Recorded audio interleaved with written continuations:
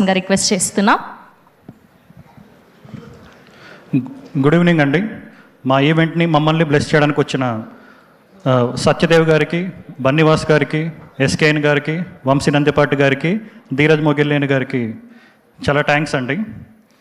And ఈ series 1.5 year back start అయిందండి, అంటే రైటింగ్ అన్నీ. అప్పటి నుంచి నేను, వినోద్ అండ్ మా సాయన్న మేమందరం ట్రావెల్ అవుతూనే ఉన్నాము.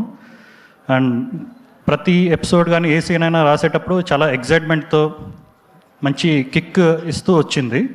సో మేము ఏదైతే నమ్మామో అది జస్ట్ 2 days బ్యాక్ అవుట్పుట్ చూసుకుంటుంటే మిక్సింగ్ థియేటర్లో చాలా హ్యాపీగా అనిపించింది.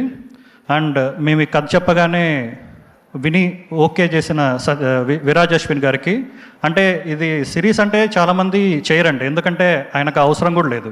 ఎందుకంటే ఆయన అంత ఎఫర్ట్, అంటే ఆయనకు అంత ఫేమ్ ఉంది. ఆయన ఒక వెయిట్ చేస్తే మంచి సినిమాతోనే మంచి కంబ్యాక్ ఇవ్వచ్చు. బట్ ఆయన వినగానే మమ్మల్ని నమ్మి సిరీస్ అయినా పర్లేదు చేద్దాము అని మమ్మల్ని నమ్మినందుకు విరాజ్ అశ్విన్ గారికి ఏమాత్రం ఆయన డిసప్పాయింట్ చేయమని గట్టిగా నమ్ముతున్నాము. అండ్ నాకు వినోద్తో నా జర్నీ చాలా మెమరబుల్గా ఉంటుందండి. అంటే తను ఎంత, అంటే ఒక్కసారి కూడా తను చిరాకు పడ్డం నేను ఎప్పుడు చూడలేదు.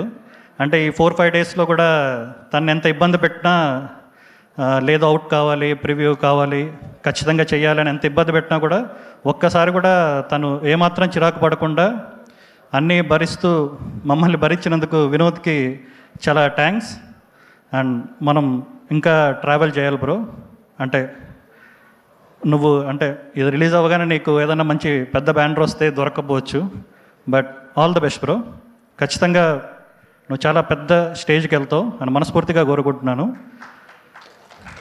అండ్ మా శరత్ అన్న, అండ్ ఆయన జస్ట్ ప్రొడ్యూసర్ అంటే ఏదో ఈటీవీని ఇచ్చేసింది ప్రాజెక్ట్ అలా ఎగ్జిక్యూట్ చేశామని కాకుండా, అండ్ ఆయన క్రియేటివ్ ఇన్పుట్స్ కూడా చాలా బాగా, అంటే ఆయన మ్యూజిక్ సిట్టింగ్స్లో కూర్చోవడం కానీ, స్టోరీ సిట్టింగ్స్లో కూర్చోవడం కానీ, అండ్ గ్లిమ్స్కి కూడా, అంటే మేము ఫస్ట్ రిలీజ్ చేసిన గ్లిమ్స్కి కూడా ఆయనే స్క్రిప్ట్ ఆయనే రాశారు. అండ్ దాన్ని ఫైన్ ట్యూన్ తర్వాత చేసుకున్నాం కానీ, బట్ ఆ ఐడియా కానీ ఏదైనా ఆయనే జనరేట్ చేశారు.